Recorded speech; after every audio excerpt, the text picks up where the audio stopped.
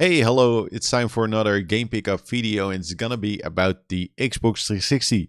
Got 6 games here in total, and yeah, some of them aren't that great. And one of them I might have shown already, but I'm not too sure about that. So yeah, take that into account though. So yeah, let's just get started and talk about the games that I've picked up for the 360. And the first game is Crash Time 5. Now, I do own Crash Time 2 and 3, so that means I'm missing out on 1 and 4. The fourth one is definitely the most expensive Crash Time game on the Xbox 360 because I think that hovers around like 90 euros based on price charting. This one around like 60. So a little bit cheaper, but still, man, 60 euros for Crash Time 5 is a lot of money, definitely based on my first impression.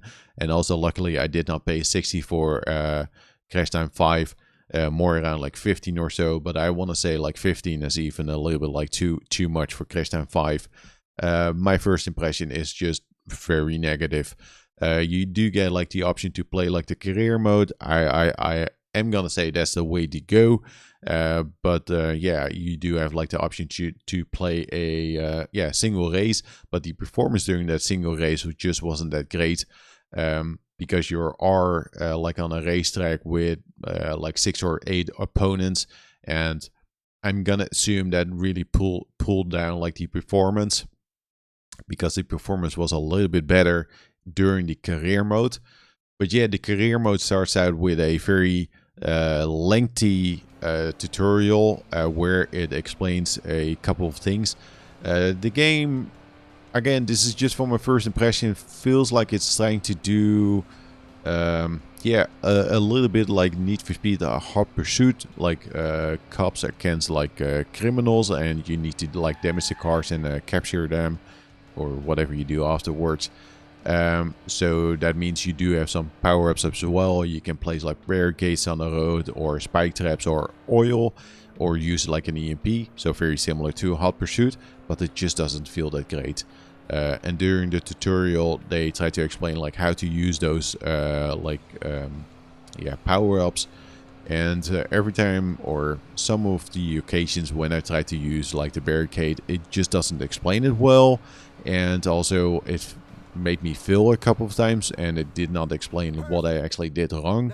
So yeah, take into account though that I was trying to record some footage, and yeah, kind of like time constraints, so kind of wanted to rush through like a tutorial. But yeah, feeling like the performance during like the single race, and then how the tutorial actually started out, I felt like this is not like a very well produced game. And it would definitely be a super huge letdown if you pay like around like 60 for this one. And yeah, again, I would say that even 15 sounds a little bit like too much for Crash Time 5. So yeah, that is Crash Time. Not a good first impression at all. And the next game is Teenage Mutant Ninja Turtles. Now, this is in a good condition. No manual, though, but it doesn't come with a manual because it's one of those cases where like there's this description on the inside. Now, luckily, I was able to pick this one up for rather cheap as well. Also, it's not that expensive of a game. I think I paid around like 11 for this one, including shipping. And it is one of the final Turtles games that I want to get for the 360. Besides this one, I was still missing out on the Manhattan one. I always forget like the subtitle of that one. Now I even think like, is it actually Manhattan? Probably. I do own that one on the PlayStation 4, and it is a little bit more on the expensive side. So unless I find like a good deal, I'm not gonna pick that one up. But yeah, Teenage Mutant Ninja Turtles, it is a beat 'em up.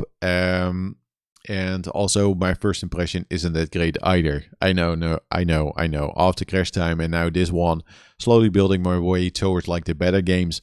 But I do want to share my impression, and that I've picked it up though.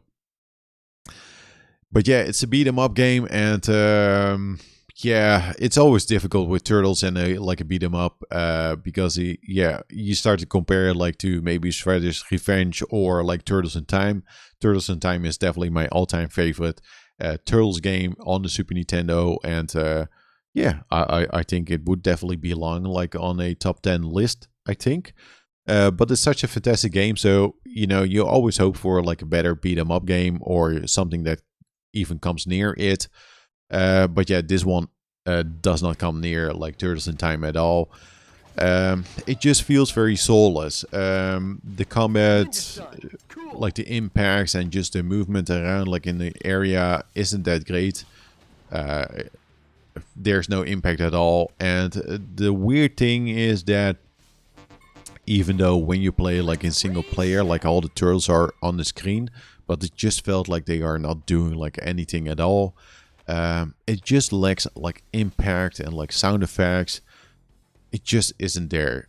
So yeah, it felt very soulless. And one thing that stood out to me while playing it, like for the first half hour or so, is also like the camera movement. Sometimes it's just very difficult to see like the depth of like the area that you can move around in, or it's very close, like nearby. It feels very, very claustrophobic, and I don't know, man. Like the first impression wasn't that great. Like from yeah, Teenage Mutant Ninja Turtles, just not great at all. So unless you're able to find it for cheap and you really want to get like all the Turtles game on the 360, I think 11 is the max for me. Happy that I own it. Maybe it's a little bit better when you play like together with someone else, but I highly doubt it. So yeah, that's Teenage Mutant Ninja Turtles. And the next game is Amped 3, and this is definitely a very cheap game to get for the Xbox 360. Paid around like €3 for this one, and yeah, it's a very interesting and unique snowboarding game. Now I don't have like a ton of experience with this game, but I have seen like a ton of footage like way back then when it was like launched, and yeah, there's a certain tone in this game, and I have a feeling like you either you're gonna hate it or really like it. It's kind of wacky. There's a certain humor in it. It's also very difficult to describe it. You really need to see it to kind of get it and believe it. But yeah, it's trying to do quite a bit though. But yeah, why I picked it up is because I did want to see it and experience it on my own. And also, I kind of like the snowboarding part. Snowboarding games are kind of relaxing. Just going down the slope with the snow, put some music on. I kind of like that. Always not like the biggest fan of like doing like the tricks to get like a higher score because I'm terrible at it. But I do like the snowboarding part. I just like that. But yeah, booting it up and playing it for a little bit. Yeah, again, what I said with the tone, the humor in it, it's an odd one. And again, you kind of have to see it.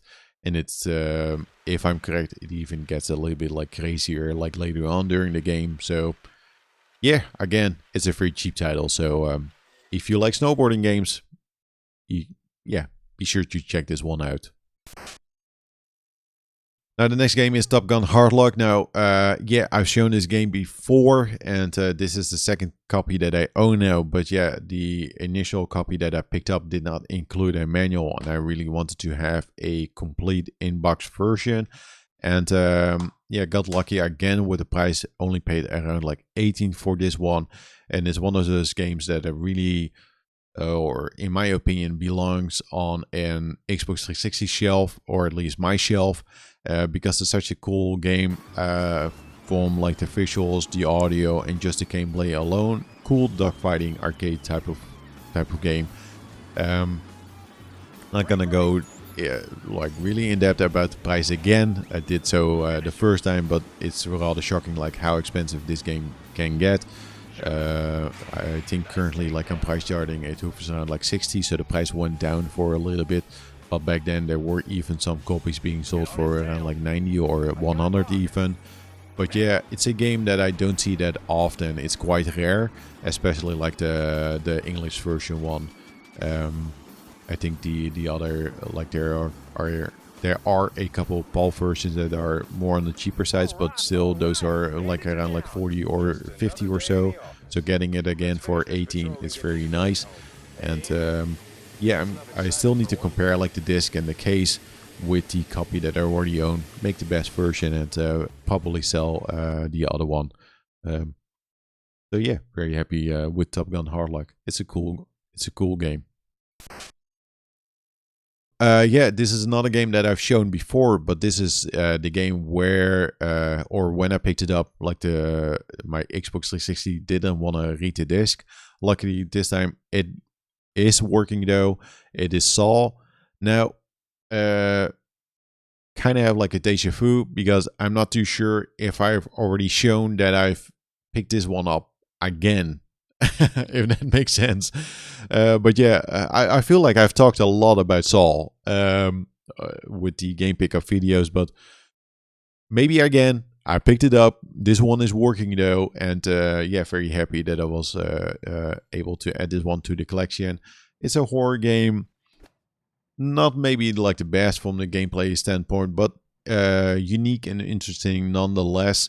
And yeah, I did or do own like the second one, and really wanted to have this one so that I have both Saw games on the 360 now. Yeah, it's decent. I like Saw. A while ago, I rewatched like the first movie again, and it still holds up. Not gonna rewatch the other ones, but the first one is still quite decent. I like it, and yeah, this one is working, and that's definitely the most important part. I don't know what it is sometimes with the Xbox 360 games. Yeah, but yeah, again, this one is working. Yeah, it was such a weird thing because with the other one that I picked up, the disc looked actually very good, like pristine. Maybe it was polished and resurfaced or so. I'm not too sure about that. But yeah, Saw. Hey, hello, I'm currently editing the video, and apparently I deleted a part of the final game that I wanted to talk about, so need to redo it again. So here's, yeah, me again. But yeah, the final game is actually a very unexpected surprise. Was really surprised by it because while playing it for the recording, I wanted to keep playing it, and that is definitely a very good sign, especially when you compare it to something like a Crash Time 5. I'm still annoyed about Crash Time 5. But yeah, so that kind of goes to show you that sometimes you find a good deal for a game that you have never played. Sometimes it works out and sometimes it doesn't. And with this one, it worked out because I'm talking about 99 Nights 2. Now, I do own the first one, but never really played it because normally I'm not like a big Muso type of fan. But yeah, this year kind of changed my mindset about it because they are mindless fun, and there is still some challenge with it. I'm not saying like they are super simple, but you can kind of turn your mind off and just do a couple of missions, and that's it. But yeah, the thing that stood out to me with 99 Nights is definitely like the art style. And just the overall tone, and I really like the combat. Because I felt like I was trying to do different combos, trying to figure out like how to either evade like enemy attacks or block them, and you are building like up a special meter to do some special moves, and those are I think you have like access to a couple of different ones, but you do also have like a super special move that you know, it's with a big flamey sword and a big explosion. So yeah, it just felt like I was doing awesome stuff. And that is what you kind of want to see with one of those type of games, I guess. So yeah, very happy that that I was actually able to pick this one up, and that I tried it out, because yeah, I can definitely see myself play more of this one soon. And again, I really liked it. Did I mention the price? Maybe. I paid around like 15 for this one, and that's definitely on the lower end, because the 99 Nights 3 or 2, I normally see that for around like 25 or maybe even higher. This is the English version though, and that's also even more than 30 though. So yeah, very happy that I found this deal. And yeah, that's gonna do it for this game pickup video. 6 more games for the Xbox 360 collection, and yeah, happy with most of them, but also some of them, it's a mixed bag. It's kind of 50-50. It's very unlikely that I will try to play some more of that Turtles game. I like that I own it now and I was able to get it for cheap. But it's so unlikely that I will actually pop it back in the 360 to play more of it. Because yeah, based on the first impression, it's just not that great, and I don't see it like improve that much when you play like together with someone else, or continue like the game itself, that it will improve.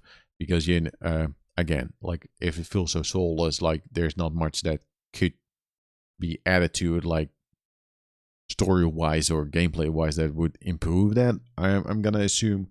In Crash Time 5, I know I base my impression on like the tutorial bit of the career mode and the single race. But yeah, it's an arcade racer and you kind of want to have like a steady FPS, like either 30 or 60 or so. And the performance felt like all over the place and it didn't feel that great as well.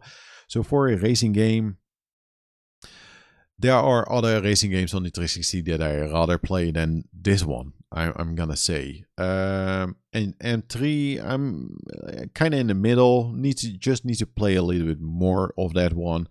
Very happy with 99 Nights 2, Saw, and of course, like Top Gun, like owning now a complete in-box version. Some final thoughts though, because I do feel like I'm nearing the end of my Xbox 360 collecting journey. It's been very fun this year to collect for the Xbox 360, and that collection has definitely grown like quite a bit this year and the year before that. But yeah, when I check my list of games that I want to add to my collection, or maybe games that are nice to have, there are maybe around like 5 or 10 games or so that I really want to check out, but those are also the more expensive games for the 360. And I'm just not really willing to spend that amount of money on them. So unless I find a good deal, like I'm okay with not owning them. And yeah, that list is rather long. Besides those 5 or 10 games or so, there might be like 60 on them. But yeah, lately I've been removing more and more games on that list, because either they are also available on the PlayStation 4, or I feel like it's kind of unlikely that I will play them or really enjoy having them in that collection.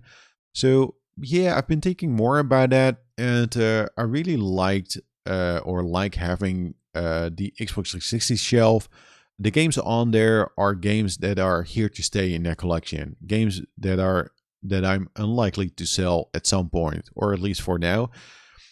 So yeah, I've been thinking more like, hey, what if I add another shelf? Am I able to fill out another shelf of games that I really don't want to sell, or at least keep in my collection for a long time? And yeah, been thinking more about like, okay, which games should belong on that second shelf then. But that also means like, well, if I don't pick out a certain game for the shelf, like what does it mean actually? Like, do I want to keep that game, or do I actually want to sell it or trade it in for something else? And I think I'm actually planning on doing that next year, to purchase that Xbox 360 collection, because I like having that focus. And I think one of the problems with collecting video games is that it's just never ending. Like you can keep on collecting and expanding the collection, but I like having that restriction because space is limited. And I think purchasing the 360 collection might be actually a fun thing to do, because that might mean that I'm able to sell a couple games and in return maybe buy some other games that I don't own for other consoles that I kind of want to have on a certain shelf. Maybe some games for the GameCube or PlayStation 4 or PlayStation 2.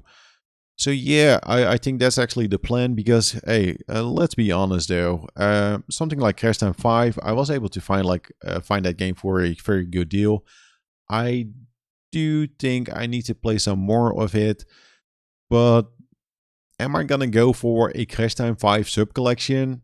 No, because I'm not gonna purchase Crash Time 5 for 90 euros. It might be a little bit cheaper. It might be a little bit cheaper, but that's like the price on price charting. But yeah, Crash Time 5, man, it goes for 60. I paid around like 18 for it, 15 or 18.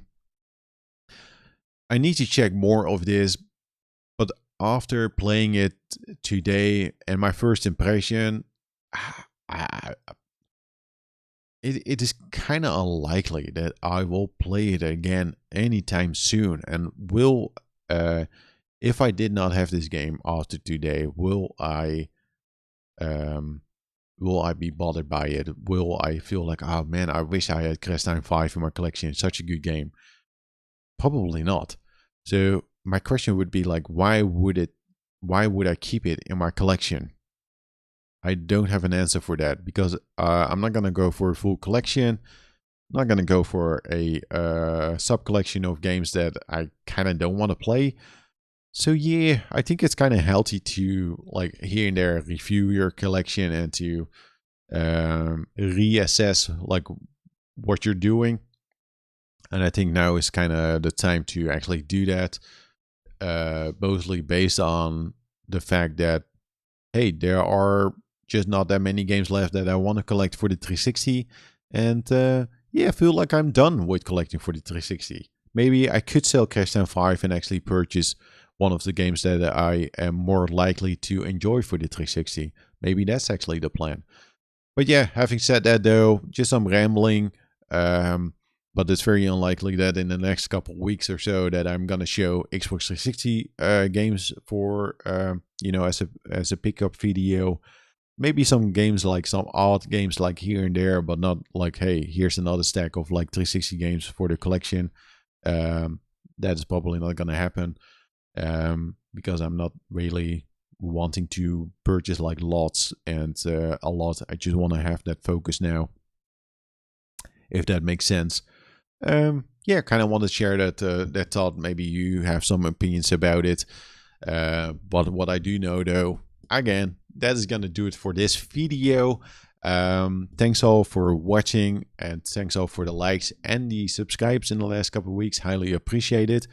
So yeah, having said that though, for next week, highly unlikely that it's gonna be a 360 game pickup video. I actually don't know. Maybe it's time for the rare game item video that someone requested in the comments. I have been thinking more about that, and there are some rare games that I do want to share and want to show and maybe talk about briefly. Not just games, but also some other rare equipment or items, game related though. So yeah, maybe that's for next week. Maybe. You just have to check out next week's video to find out what's it about. Well, again, that's gonna do it. Have a nice weekend all, and see you all later. Have a nice day. Bye.